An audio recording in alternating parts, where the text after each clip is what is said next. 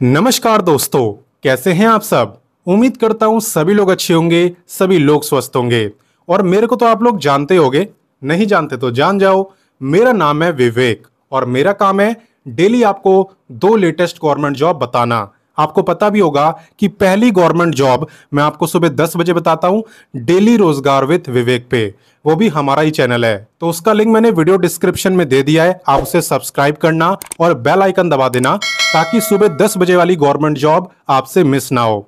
वहीं पे दूसरी गवर्नमेंट जॉब मैं आपको बताता हूं एग्जाम से हेड चैनल पे, जो अभी आप लोग देख रहे हो। कितने बजे? रोजाना दोपहर 3 बजे। तो एग्जाम सेट को भी आपको सब्सक्राइब करना है ताकि कोई भी लेटेस्ट गवर्नमेंट जॉब आपसे मिस ना हो। और बाकी चलिए बात करते हैं आज के गवर्नमेंट जॉब की, अभी के गवर्नमेंट जॉब की। तो आज जो मैं आपके लिए गवर्नमेंट जॉब लाया हूं ना, यह आप लोगों को काफी पसंद आने वाली है, खासकर ऐसे बच्चों को जिनका सपना होता है देश के लिए काम करना। तो भाई बहुत ही अच्छा मौका है, सेंट्रल गवर्नमेंट जॉब आपकी ये रहने वाली है। ऊपर से सीटें भी काफी अच्छी है, 1100 से भी ज्यादा। और अच्छी बात यह है कि अप्लाई करने की फीस यहाँ पे ज्यादा नहीं है, हर कोई अप्लाई कर सकता है। किसी भी राज्य से अप्लाई कर सकते हो, हर बच्चे के लिए वीडियो इंपॉर्टेंट है और एग्जाम सेंटर भी आपको अपने ही स्टेट में मिल जाएगा। तो अगर आप इस मौके का फायदा उठाना चाहते हो तो वीडियो को एंड तक ध्यान से देखना, ठीक है। चलिए अब स्टार्ट करते हैं। तो सबसे पहले मैं आपको बताता हूं कि ये गवर्नमेंट जॉब निकाली किसने है। तो ये गवर्नमेंट जॉब निकाली है बहुत ही फेमस, बहुत ही गर्व वाले विभाग बीएसएफ ने। बीएसएफ का नाम हम सबने सुना है, और अगर आपने भी सुना है तो कमेंट करके मुझे इसकी फुल फॉर्म बताना और बताना कि ये कब बना था। और हाँ, चीटिंग करने को नहीं बोला है, अपनी नॉलेज से बताना है आपको, ठीक है ना।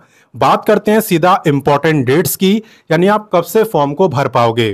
तो देखो, आवेदन अभी स्टार्ट नहीं हुए हैं, इसके आवेदन स्टार्ट होंगे 24 अगस्त से। अब आप कहोगे कि 24 अगस्त से स्टार्ट है तो आपको अभी कैसे पता कि वैकेंसी आई है। देखो भाई, ऑफिशियल नोटिफिकेशन आ चुका है, ठीक है। मेरे पास ऑफिशियल नोटिफिकेशन है, वो मैं आपके साथ भी शेयर कर दूंगा, आप खुद पढ़ लेना। ऐसी नहीं वीडियो बनाई जाती यहाँ पे, जो भी गवर्नमेंट जॉब आपको बताता हूँ प्रॉपर प्रूफ ऑफिशियल नोटिफिकेशन के साथ बनाता हूँ, ठीक है ना। तो इसका ऑफिशियल नोटिफिकेशन आ चुका है, 24 अगस्त से आवेदन स्टार्ट हो जाएंगे। लास्ट डेट की अगर बात करें तो वह है आपकी 23 सितंबर, यानी कि पूरे एक महीने का टाइम आपको फॉर्म भरने के लिए दिया गया है, जो कि काफी है ना। टोटल पोस्ट की बात करें तो यहाँ पे 1121 आपकी टोटल सीट है, तो सीटें भी अच्छी है। अब बात करें कि आपका एग्जाम कब होगा, तो देखिए सारी चीजें यहाँ पे बता दी है नोटिफिकेशन में, लेकिन एग्जाम डेट नहीं बताई है, ठीक है। तो ऑफिशियली अभी कोई डेट अनाउंस नहीं हुई है, लेकिन अगर मैं आपको एक्सपेक्टेड बताऊं तो दिसंबर मंथ में यहाँ पे आपका एग्जाम हो सकता है। ये मैं आपको एक्सपेक्टेड बता रहा हूं। क्लियर? कोई डाउट नहीं है। तो चलिए आगे बढ़ते हैं। नेक्स्ट बात करते हैं एलिजिबिलिटी यानी क्वालिफिकेशन की। तो इसे ना आप थोड़ा ध्यान से देखना, मैं नहीं चाहता आप थोड़ा भी कंफ्यूज हो। तो देखो, यहां पे अगर आप 10th पास हो और साथ ही साथ आपने आईटीआई करा हुआ है, इनमें से किसी भी ट्रेड में, स्क्रीन पे जितनी भी ट्रेड के नाम आपको दिख रहे हैं, इनमें से किसी भी ट्रेड में अगर आपने आईटीआई करा है तो आप यहां पे हेड कांस्टेबल रेडियो ऑपरेटर के लिए अप्लाई कर सकते हो। आपकी पोस्ट का नाम क्या है? Head constable radio operator. और मैं जानता हूं आप में से काफी लोगों ने आईटीआई नहीं करा होगा, तो मैं आपको बता दूं कि अगर आपने आईटीआई नहीं करा है लेकिन आप 12वीं पास हो चुके हो और 12वीं में आपने फिजिक्स, केमिस्ट्री, मैथ पढ़ा है और एटलीस्ट आपके 60% मार्क्स हैं, तो भी आप हेड कांस्टेबल रेडियो ऑपरेटर के लिए अप्लाई कर सकते हो।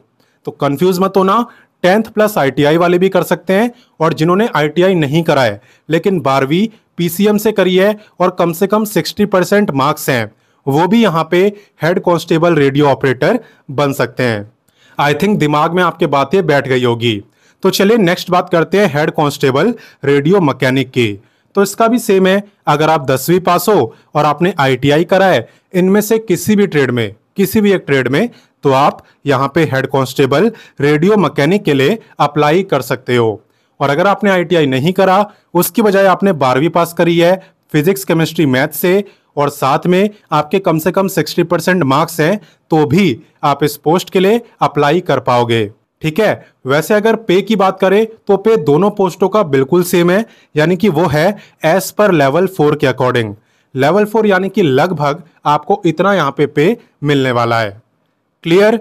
कोई डाउट नहीं है ना।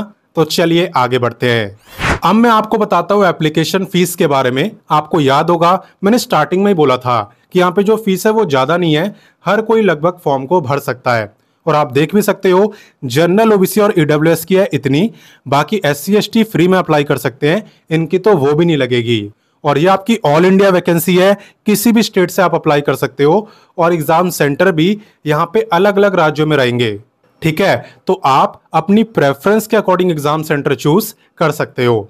क्लियर? तो चलिए आगे बढ़ते हैं। अब मैं आपको बताता हूं एज लिमिट के बारे में, और ध्यान देना कि एज काउंट कब से हो रही है। बच्चे यहीं पे मिस्टेक करते हैं। देखो, एज आपकी काउंट हो रही है 23/9/2025 यानी कि 23 सितंबर से। आपको ये चेक करना है कि भाई 23 सितंबर को आपकी एज कितनी होगी। अगर उस दिन आपकी एज 18 से 25 साल के बीच में रहेगी तो आप इस वैकेंसी में अप्लाई कर सकते हो। और बाकी देखो, अगर आप रिजर्व कैटेगरी में आते हो तो आप अलग से यहाँ पे रिलैक्सेशन भी ले सकते हो। किसे कितना मिलता है चलिए बताता हूं।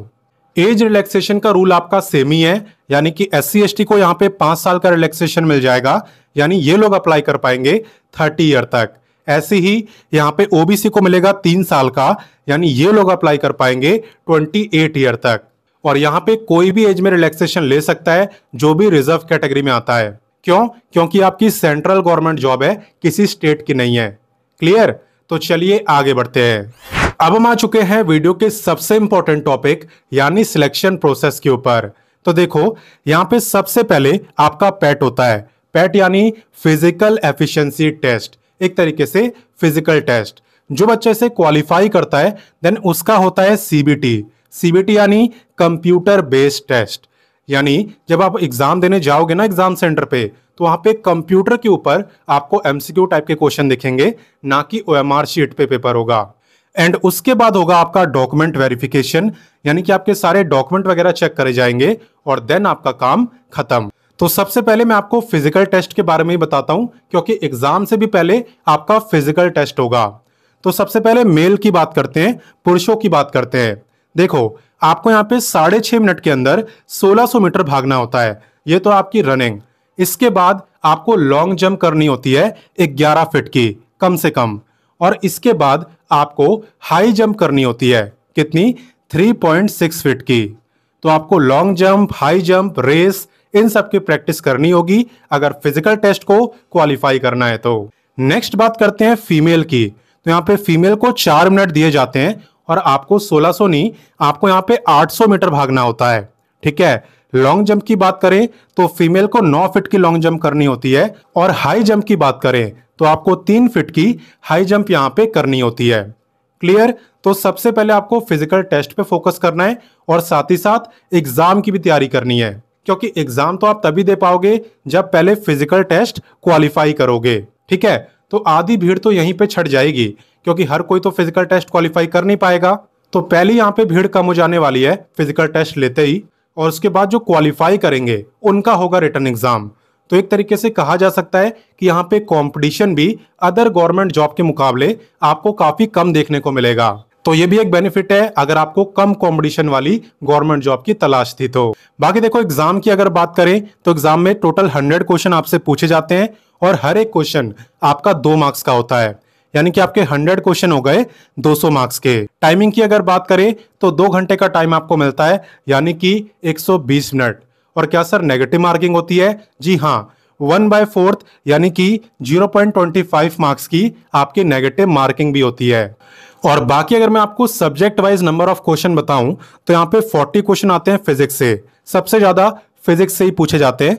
उसके बाद 20 आते हैं मैथ से, 20 आते हैं केमिस्ट्री से, और 20 आते हैं इंग्लिश और जीके के मिला के। कुल मिला के हो गए आपके 100 क्वेश्चन, जिसमें से सबसे ज्यादा फोकस आपको करना है फिजिक्स पे। अगर आपने 12वीं में फिजिक्स अच्छे से पढ़ी है तो समझो कि यहाँ पे आपका काम आसान रहने वाला है।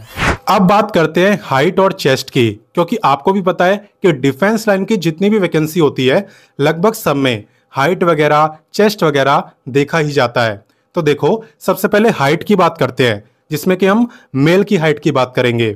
यहाँ पे अगर आप मेल हो ना तो आपकी मिनिमम हाइट 168 सेंटीमीटर होनी चाहिए, लेकिन अगर आप ST के मेल हो तो आपको रिलैक्सेशन मिलेगा, आपकी मिनिमम हाइट है 162.5 सेंटीमीटर। ऐसी बात करते हैं फीमेल की। तो यहाँ पे जितनी भी फीमेल हैं उनकी मिनिमम हाइट 157 सेंटीमीटर होनी चाहिए। लेकिन अगर आप एसटी की फीमेल हो तो आपको छूट मिलेगी, आपकी मिनिमम हाइट है 154 सेंटीमीटर। और बाकी मैं बता दूं कि फीमेल की बस हाइट देखी जाएगी, लेकिन मेल की हाइट भी देखी जाएगी और चेस्ट भी। तो अब चेस्ट की बात करते हैं। यहाँ पे जो मेल की चेस्ट है वो कम से कम 80 सेंटीमीटर होनी चाहिए और फुलाने के बाद 85 सेंटीमीटर। लेकिन अगर आप एसटी कैटेगरी में आते हो तो आपको छूट मिलेगी, आपकी बिना फुलाए होनी चाहिए 76 और फुलाने के बाद 81। और ये जितनी भी चीजें मैं आपको बता रहा हूं ये मैं आपको मिनिमम बता रहा हूं, इससे कम ना तो आपकी चेस्ट होनी चाहिए और ना ही आपकी हाइट। अब मैं आपको बताता हूं कि इस वैकेंसी में अप्लाई कैसे करना होता है। तो देखो, आप वीडियो के डिस्क्रिप्शन में जाना, वहां पे आपको व्हाट्सएप का लिंक मिलेगा, आप ना उससे जुड़ जाना, क्योंकि मैं आपको व्हाट्सएप पर ही नोटिफिकेशन, अप्लाई, ऑफिशियल वेबसाइट, ये तीनों चीजें देता हूं और ऑलरेडी दे चुका हूं।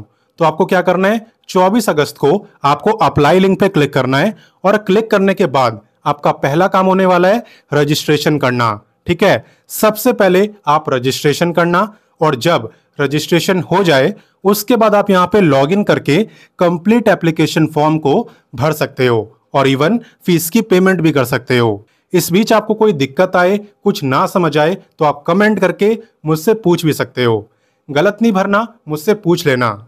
और बाकी आप बच्चे एक दूसरे के कमेंट का रिप्लाई देके भी आपस में मदद कर सकते हो। और बाकी अगर मेरे को दिखा तो मैं भी बता दूंगा। एंड अगेन मैं आपको बता रहा हूं कि जॉब लोकेशन और एग्जाम सेंटर को लेके आपको कंफ्यूज नहीं होना है। ये आपकी बीएसएफ की वैकेंसी है, तो ऑल ओवर इंडिया में, पूरे भारत में कहीं पर भी आपकी पोस्टिंग हो सकती है।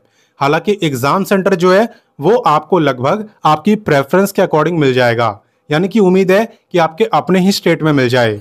उम्मीद है आपको समझाने का तरीका अच्छा लगा होगा और सारी चीजें आसानी से समझ आई होगी। अगर ऐसा हो गया है तो अब एक काम करो, इस वीडियो को अपने दोस्तों, भाई बहनों सबके साथ शेयर करो, ताकि उन्हें भी तो पता चले कि ऐसी गवर्नमेंट जॉब आई हुई है और वो इसके फॉर्म को भर सकते हैं।